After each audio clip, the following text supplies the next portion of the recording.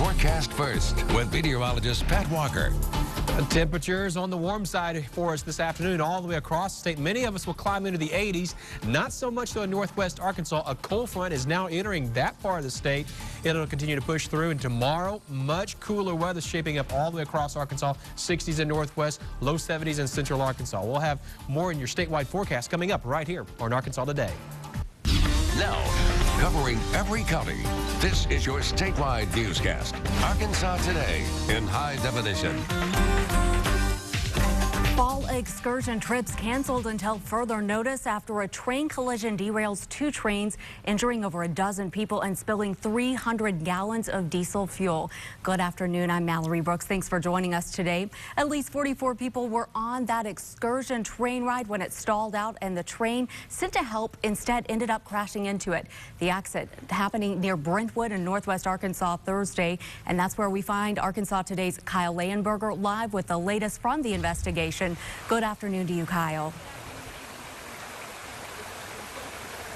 Yeah, good afternoon. We've been out here all morning and we've been watching crews work to kind of clear the area around the tracks. And actually just a few minutes ago, they moved the locomotive. Now, we do still have passenger cars sitting on the tracks, so it's not clear. But additionally, crews had expected to clear these tracks last night. The NTSB came and said that they did not want that to happen until they had done some investigating. Crews with the NTSB arrived in northwest Arkansas to look into the collision, and in a press conference at XNA last night, and they made it clear they are not looking for what caused the accident. Instead, they're looking at safety concerns. Investigators want to look at the forward-facing cameras and the event boxes on each train to help determine how fast the trains were moving and what type of communication they had with one another. Is not just to determine what happened in this accident, but the why. The why is what allows us to identify safety recommendations that can be made so these kinds of accidents don't happen in the future. NTSB officials say they also plan to interview the crews on both trains and expect the investigation to last between 5 and 7 days. We aren't sure yet when this track will be cleared and ready to reopen. Live in Washington County, I'm Kyle Leyenberger, Arkansas Today. Kyle, thank you so much. An Arkansas State University golfer is behind bars. Dayton Jones was arrested Thursday for sodomy in Louisville, Kentucky. Jones' bonded is set at $1 million. The university dismissed Jones from the golf team. A man convicted of raping an 11-year-old girl who was later murdered is headed to prison. A Mississippi County jury sentenced Freddie Sharp to 25 years for raping Jessica Williams in Gosnell. Williams was murdered last August. The man suspected of killing her, Christopher Sowell, did admit he choked her and threw her off a bridge. However, he pleaded not guilty. He's facing first-degree murder charges. New information into the Arkansas Today newsroom as the patient cleared of being suspected of having the Ebola virus has been released from the hospital. Yesterday, that patient, who recently traveled to West Africa, was placed in isolation at a hospital in Van Buren County after showing possible signs of Ebola. While he was being treated at Ozark Health in Clinton, other patients were removed from the ER and doctors and nurses wore protective equipment.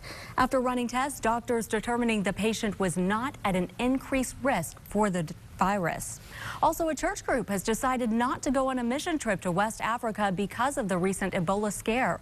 A total of 9 people from First Baptist Church in Hot Springs had planned to go to Senegal next month with medical supplies. According to an international health organization, they've only had 1 confirmed case of Ebola there, and it was a person traveling from a neighboring country. But after folks in the community heard about the trip, they called the church asking members to stay put. Are you going to bring this disease back to us? Or I said, well, I'm not going to where a disease is, so it's going to be hard to bring it back to you. And that's all based on that unfounded fear. The church sent a statement this morning that they will not be taking the trip out of an abundance of caution and concern. Now let's take a look at some of the other stories making news around Arkansas.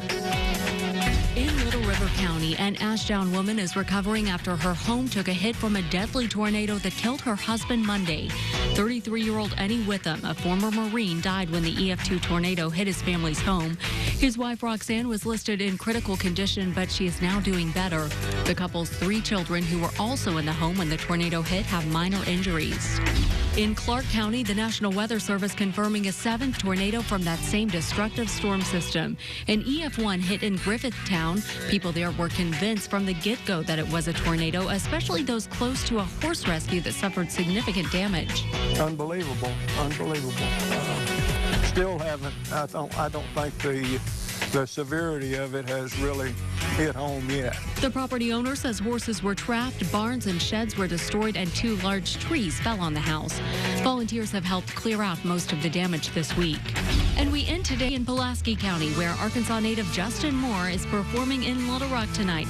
The country artist is set to take the stage at the River Market Amphitheater tonight. Tickets for the show are still available.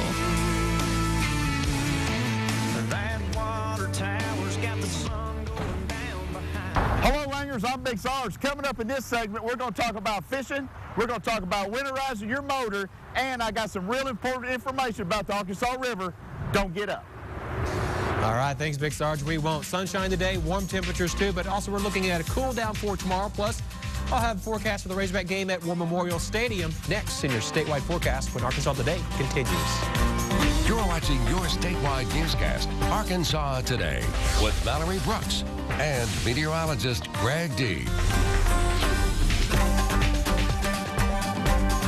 KARK 4 News.